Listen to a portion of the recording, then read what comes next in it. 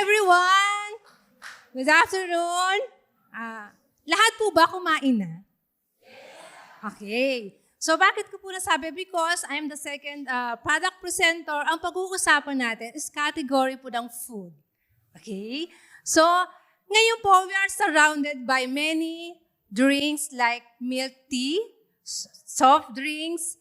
So, ano po ba ang ginagawa nitong mga drinks na to? Nakakatulong ba siya sa atin?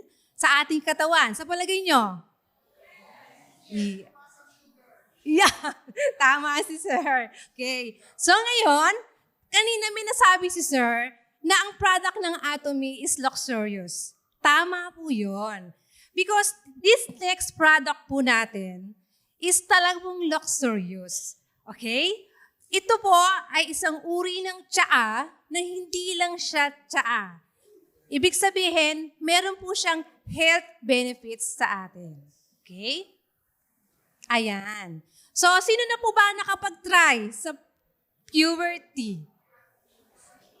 Nung una, nahihirapan tayong bigkasin, no?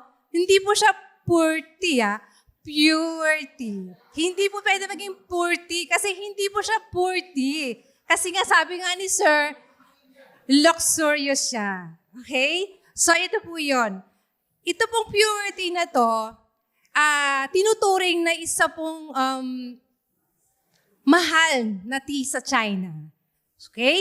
So, ibig sabihin, ang purity po sa China is kinukonsider nilang status symbol. Why? Dahil nga po siya ay mahal. Although, meron namang purity na mas mura, but of course, in Atomy, pinili nila yung magandang uri ng purity. Nakalagay po dyan is one of the China's top famous tea. Okay? Paano nga ba nasasabi na ang purity is expensive? Kasi nga po expensive talaga. Unang-una, saan siya kinuha? Anong lugar? Of course, Atomy chooses the raw material or chooses the tea, high quality, sa Yunnan province. So doon po yung lugar na tinatawag na maganda ang soil, doon siya kinuha. And of course, yung pinili na tsaa, sabi nga nila, ang isang purity daw, kung ang puno is matanda na, mas matanda siya, mas mahal po yung dahon na kinuha. Okay? So ngayon po, ang purity po kasi, ayan, so nakikita niyo po sa screen. Sabi ko nga kanina, the more na mas matanda, the more na mas mahal. Okay, ibig sabihin, ang purity, consider as para po siyang wine. Di ba ang wine, kapag matagal, mas lalong tumataas ang value. Same as the purity. Ayan po. So ito po yon. So acquired in Yunnan Highlands, which is the best condition for fermentation. So yun po. Meron po tayong mga tsaa sa market. So ibig sabihin yung iba po, yung pong dahon, binababad po. But this time, ferment po siya, ang purity. Okay? Ayan po. So harvest, ida-dry, fermentation, and then gagawin po siyang powder. Ayan. Ito po, ang kagandahan po na itong tea na ito, which is the purity, may isa po siyang high antioxidant or what do you call the gallic acid or polyphenol compound. Ito po ang component po niya. So, a key component po to reduce excessive fat in the body. So, ito po ang pinakamahalagang key ingredients po ng purity, which is the gallic acid. Paano po ito nakukuha?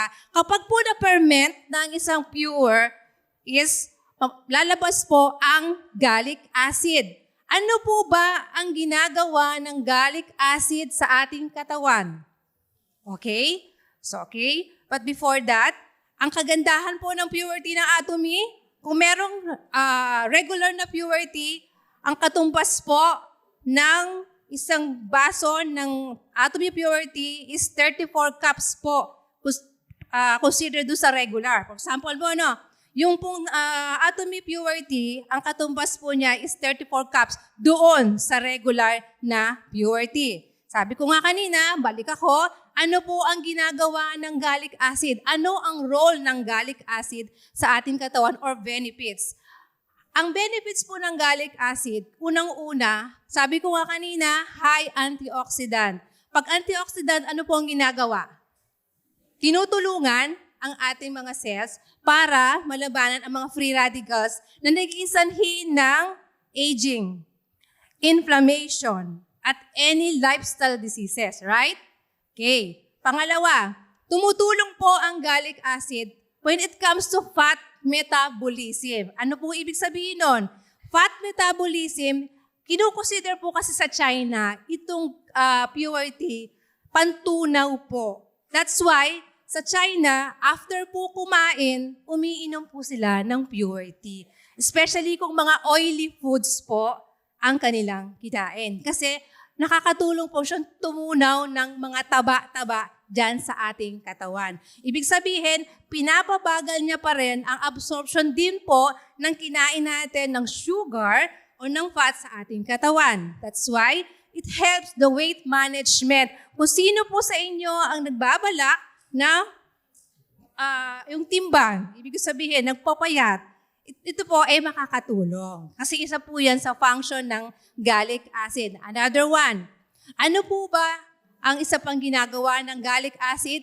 Of course, when it comes to blood pressure control. Ano po ang ginagawa? Because it improved the blood cholesterol. Pinapababa po yung blood cholesterol. Okay?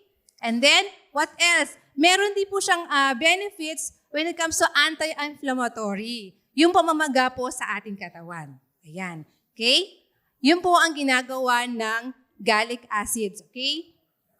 Ayan po. Kung nakikita nyo po, sabi ko nga kanina, nakakatulong siya sa fat metabolism.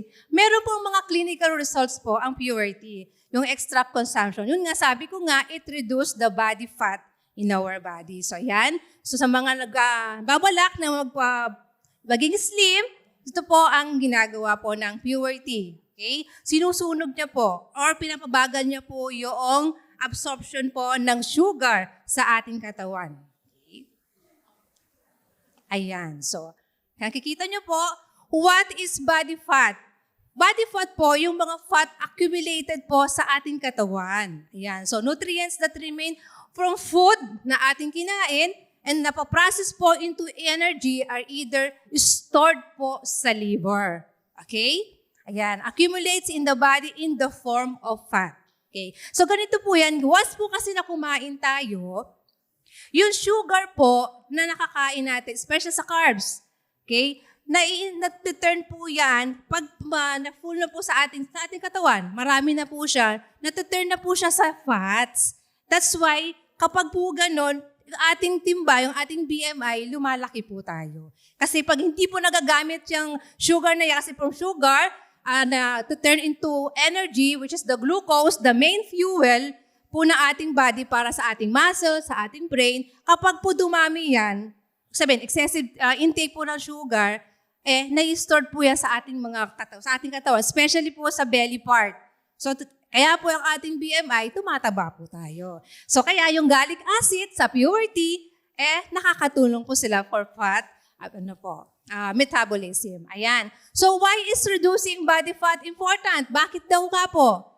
Bakit po siya kailangan? Because excessive body fat causes several health problems. Sa palagay nyo, anong health problems yon? Kapag maraming fat sa katawan, nagiging obesity, nagiging obese. And then, pag obese ka, ano nangyayari? Tumataas ang blood sugar, nagkakaroon ng diabetes, or naging hypertensive. Okay.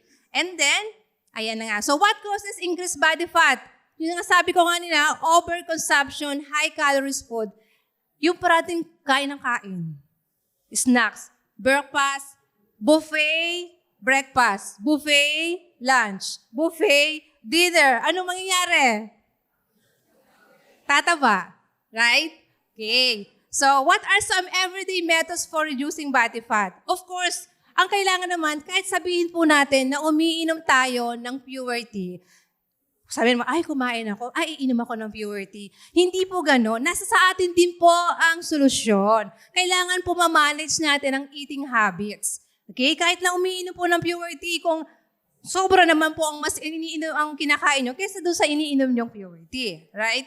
Yan po. So, exercise regularly. Okay? So, number 1 din po yan. So, yan po ang kailangan din natin na mga methods po para po ma-reduce ang ating body fat. Ayan. So, how to drink Atomy Purity. So, sino na po nag-try? Nagawa nyo na. Okay? So, nakalagay dyan. So, didissolve lang po sa mix po sa hot or warm water. Okay? So, alam nyo po ba na ang purity, compare po sa other tea, yung pong purity natin, hindi po siya masyadong mapait, right?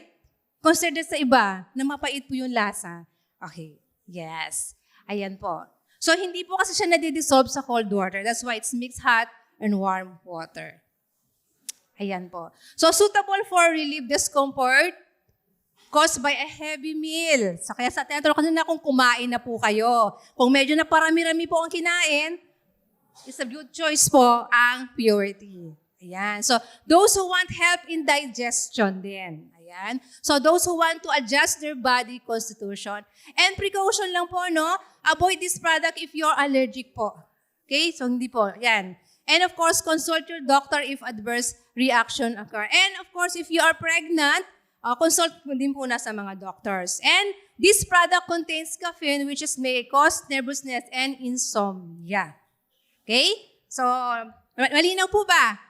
Okay? So, yan. So, pag kailangan nyo ng fat, when it comes to fat metabolism, o gusto nyong, alam nyo na, maging slim, makakatulong po ang ating purity. Okay? And for our next product po, sino po dito ang may sweet tooth? Mahilig sa matamis? Sino po? Halos lahat naman po ata, gusto talaga ng matamis eh. Lalo na ngayon, marami mga pagkain. Okay? So ano po ba ang ginagawa ng sugar sa katawan natin? Actually, ang sugar po is fuel. Kailangan po yan for energy. Sabi ko nga kanina, kapag kumain tayo ng pagkain, na-turn po into glucose, and glucose is a main fuel of our body for energy. Pero, ito po ang kapag po hindi na nababurn, okay, na-stored yan sa ating katawan, merong health, meron pong epekto. Okay? So, sabi nga nila, hindi naman natin kailangan, at ibig sabihin nun, hindi natin kailangan i-cut ang sugar. Kailangan lang, anong tamang sugar ang dapat piliin. Okay, why? Kasi nga po, commonly, ang white sugar, of course, is low, wala siyang calories. Ibig sabihin, yung ating sugar or blood sugar, nag-spike po siya kapag white sugar. At meron siya mga negative effects sa ating katawan. Okay? And good thing, in Atomy, we have our own GSGS product, which is the Atomy Organic Coconut Sugar. Ayan po, screen. So, mapalad po tayo na meron tayong GSGS at dahil po ang ating coconut sugar. Alam naman natin ang ating bansa is mayaman po, of course, sa coconut, especially in Quezon. Di ba po nakikita nyo po sa ayan. So, kaya maganda po na tayo po, i-patronize natin ang sarili nating GSGS product. Makakatulong tayo sa ating mga farmers. Ayan. So, ano po ba ang cocoa sugar? Ayan. So, ang cocoa sugar po is a natural sugar made from the coconut palm. Yung sap po niya, ayan po, kung nakikita nyo sa screen. Ayan siya. At ito pa. Before that, bago po ako, ano po ba ang nagiging dahilan kapag po sobrang sugar intake sa ating katawan, ano nagiging negative effect niya? Unang-una, sabi ko nga, nagiging dahilan niyan sa mga diseases, especially like magkakaroon ka ng diabetes or tataas ang inyong hypertension. Ayan. So, dahil sabi ko nga, ang sugar po kasi nagiging dahilan din ng mga infection. Paano? Ganito po yan. Kapag sobra pong intake ng sugar, ang mga harmful bacteria in our gut, gustong-gusto po ang sugar. Kaya tingnan nyo po, kapag po frequent infection na meron kayo, ibig sabihin nun, medyo marami na po kayong sugar intake. So makikita nyo po, pag po ang ating immune system weakened na, humihina ang immune system, tingnan nyo po yung mga kinakain ninyo. Mantayan nyo rin po, baka po napapasobra na sa mga sugar na kinakain natin. Okay? Okay. Ngayon, ang Atomy coconut sugar, of course, we are proud. Kasi bago masabi yan, may mga certification po ang ating coconut sugar. 3 po siya, hindi lang isa. So yan po ang mga organic certification. Una, EU certificate, this is the certification from the European Union. Isa sa one of the strictest na certification ng organic. Pag sinabi mong organic, what? Walang pesticide, herbicide, right? Non-GMO. Okay. Pangalawa, JAS certificate. Ano po yung JAS certificate? This one po is sa Japan naman siya. Okay? And then, USDA, alam natin pag USDA is from the United States of Agriculture. So dito pa lang, diba proud na tayo. Talagang organic siya, hindi lang isa, 3 certification pa ang naigawad sa ating coconut sugar. Okay? Ayan. So, why Atomy Organic Coconut Sugar? Of course, kasi nga ang isang sugar po o isang pagkain, titingnan po yan, yung tinatawag po na glycemic index, di po ba? So, unang-una, sabi ko, dahil nga siya ay organic at marami siyang certification. Ayan. So, kailangan ng isang pagkain, malaman mo kung low glycemic siya. And of course, our sugar is low glycemic. Ano po ba ang glycemic index? Ang tinatawag pong glycemic index, yung how fast a food mag-response o mag-spike po ang ating sugar after we eat. Okay? So, and ang ating Atomy coconut sugar po is low po siya. 35 lang po. Low GI food siya. Okay? 55 or less are for the proper control and management of diabetes mellitus and cardiovascular diseases. That's why safe na safe po ang ating coconut sugar para pamalit sa mga sugar na ginagamit po natin. So hindi na to sa mga nagda-diet, strict diet, this is a good choice. Right? Okay. Ayan. So kanina may certification tayo ng mga organic certification and even meron din po siyang certification on hazard analysis or critical or tinatawag po na HACCP or from GCE International. Paano naman po ito? Ano naman ibig sabihin ng HACCP? Is it safe daw ba na kainin ang pagkain? So yun po naman. That's why it's the HACCP. Okay? Meron din po siyang certified halal and kosher. Yun naman po is when it comes to religious.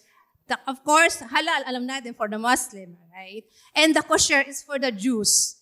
Okay, so safe na safe. Ayan, so ito po ang product details.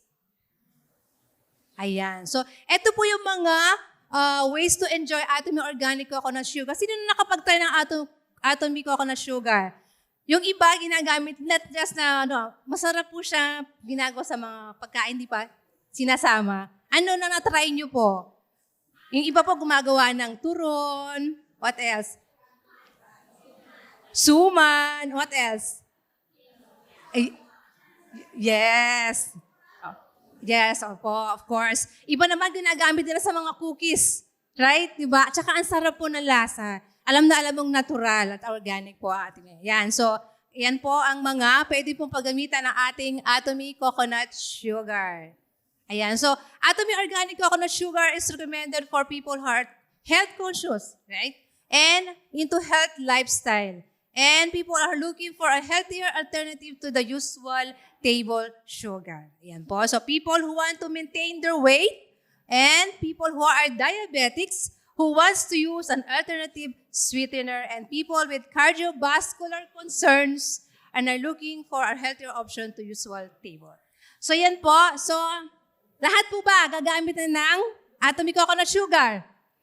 Okay. So, kaya po, kung ayaw niyo pong magkasakit, so, gamitin na po ang ating Atomy Coconut Sugar. Sabi nga nila, ang health na po is not a restriction. It's yung pong pipiliin natin, nagagamitin natin, or iinumin, or kakainin, right? Yes. Okay. So once again, your sales master, Femason from Clark Imperial Center, and good afternoon, and thank you very much. Thank you so much.